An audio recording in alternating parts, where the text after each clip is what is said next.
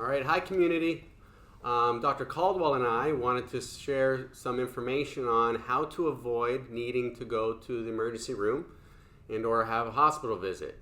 And so the main reasons why someone might do that is for upper respiratory tract infections, low back pain, digestive issues, whether that's vomiting, diarrhea, lots of other issues like gallbladder, kidney stones can come into that problem. I've also heard from some other doctors recently that there's diversion even from pediatric offices for some of the simple things like ear infections or asthma and allergies. Yeah, because we're trying to avoid any overabundance of hospital visits so that the hospitals don't feel overwhelmed and we don't have to go into any shutdown or anything like that in the near future. So let's talk and pick one today, and then maybe we'll kind of, during the series we'll kind of hit on things that people can do themselves to make sure that they're avoiding having to go to the hospital. And bulletproof your health. Bulletproof your health. I like it. Very good. So Doc, what do you want to talk about first? Let's talk about the gallbladder. All right. I know that's my favorite.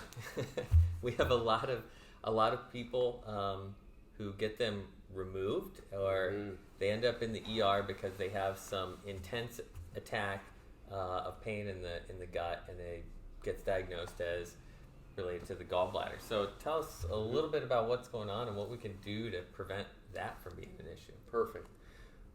One thing is I've seen a lot of patients with digestive issues, and a lot of the patients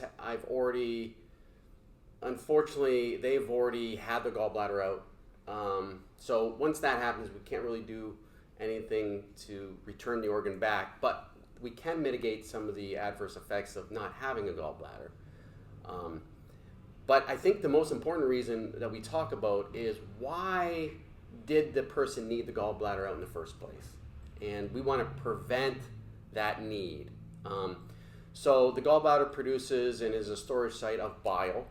The liver will produce most of that bile, concentrate it into the gallbladder, and that gallbladder starts to secrete bile when we need a certain amount based on our dietary need and our dietary intake. And also the bile will remove toxins out of the body. So we accumulate toxins, and if we don't have good bile flow, we start to increase our toxicity level, and then we start to have a problem. So how would somebody know that this is an issue they might be dealing with, or what would be some signs that gallbladder could be involved with a problem for them? Yeah, so early warning signs is indigestion. We have some people might think that they're overproducing acid, and so they get this acid reflux, when in fact that it's just the improper amount of stimulation of the bile, which is causing a backup. That would be one. Hard time just actually having an appetite. Digesting the food. If your body isn't able to digest the food, which is one of the benefits of bile, is helping aid in digestion.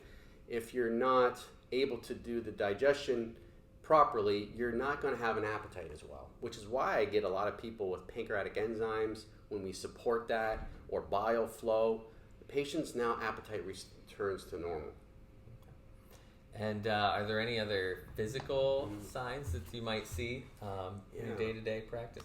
Yeah, we see a lot of people, a reflex point that's very common is the right shoulder. If the right shoulder area is tender and sore, maybe feels like a knot in there and you just can't get it out, or when you eat, there's a, just on the upper quadrant of the right stomach area, they have pain there. Those are the physical signs that we probably should investigate how to increase that bile function. Yeah, so a lot of different ways that we could find that this is an issue, and in the office we've got a lot of different options to kind of attack that and support the body so that the system doesn't fail, and we need to go see someone for more aggressive treatment. So that's just good. One other great way we can prevent needing the ER. That's right. Take care.